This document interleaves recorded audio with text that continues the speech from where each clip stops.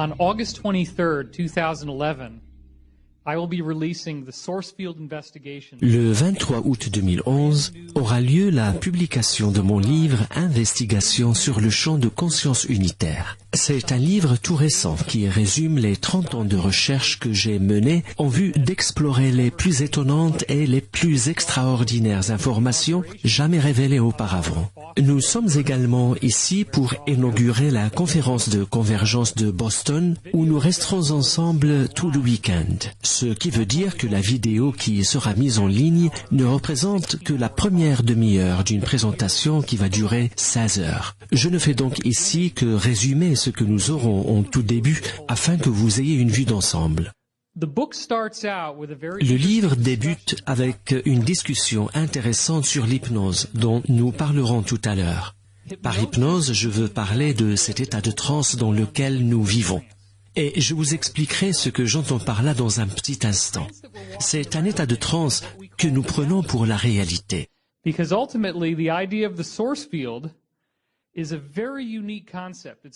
En toute dernière analyse, le concept du champ unitaire est un concept unique. C'est l'idée selon laquelle l'espace, le temps, la matière, l'énergie et la vie biologique ont tous été créés par une conscience universelle. Et cette conscience universelle semble avoir l'énergie de l'amour comme étant son principal attribut. Si,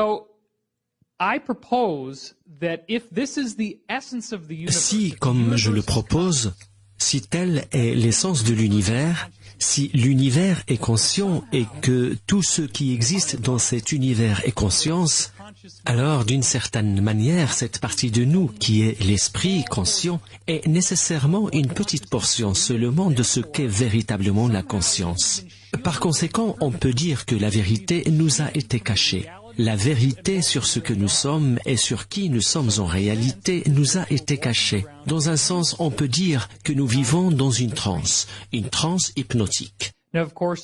Naturellement, l'hypnotiseur classique utilise un pendule pour induire la transe hypnotique. Mais dans les années 60, ils avaient trouvé l'astuce qu'il fallait. Vous voulez hypnotiser quelqu'un, mais tant que vous êtes un homme et vous essayez de flirter avec une femme, vous essayez de coucher avec elle. Eh bien, vous utilisez un cigare, vous fumez votre cigare et vous lui soufflez la fumée en pleine figure. Et comme il est dit dans cette publicité, soufflez-lui de la fumée en pleine figure et elle vous suivra partout.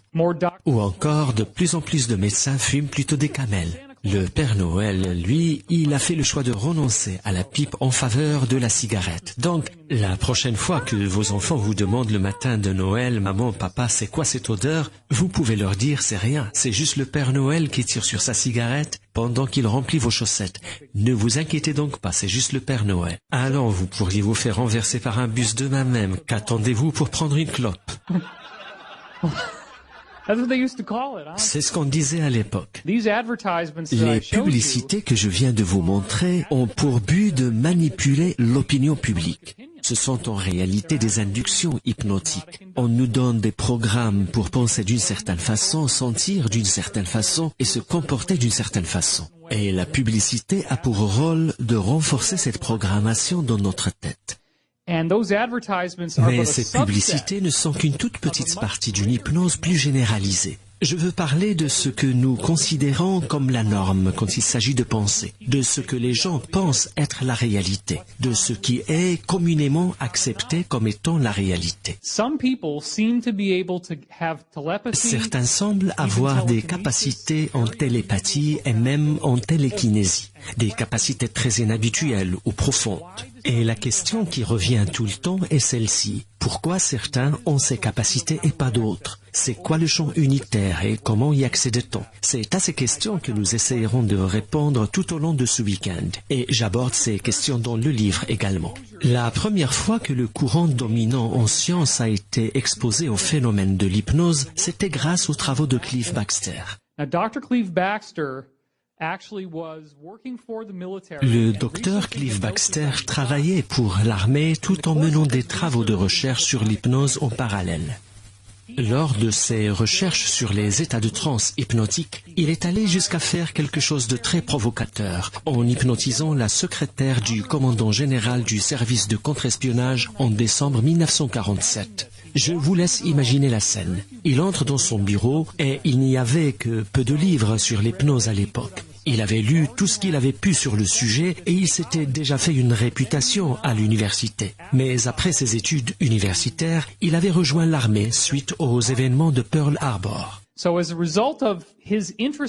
C'était donc quelqu'un qui s'intéressait beaucoup au phénomène de l'hypnose et il avait déjà pratiqué avec succès sur de nombreuses personnes. En tout cas, il a réussi à obtenir de la part de la secrétaire un document hautement confidentiel pendant qu'elle était sous hypnose. Il a pris soin de cacher le document et quand elle est sortie de l'hypnose, elle n'avait plus le moindre souvenir d'avoir donné à Baxter un quelque document que ce soit. Elle savait qu'il l'avait hypnotisée, mais il lui avait dit quand elle était sous hypnose, vous ne vous souviendrez plus du tout de m'avoir donné ce document. Il y a en effet une partie de notre esprit qui se contente d'obéir aux ordres. Si l'on vous donne un ordre pendant que vous êtes sous hypnose, cette partie de votre esprit obéit aveuglément. Cliff Baxter avait manifestement peur de passer devant la cour martiale pour avoir fait ça. Mais il voulait attirer l'attention de l'armée sur l'importance de l'hypnose et comment celle-ci pourrait être utilisée au service des renseignements, y compris en vue de soustraire des informations au personnel à son insu. Très peu de temps après avoir soumis ses travaux au directeur des renseignements, il a reçu une lettre lui disant que celui-ci a estimé que ses travaux étaient d'une grande importance pour les renseignements militaires. A lot of stuff that happened with the CIA got started with Cleve Baxter. He was also the one who pioneered the methods for detecting. De nombreuses méthodes utilisées par la CIA ont été adoptées au temps de Cliff Baxter. C'est lui également qui est à l'origine des polygraphes ou les détecteurs de mensonges, qui mesurent les activités électriques sur la peau, selon que vous dites ou non la vérité.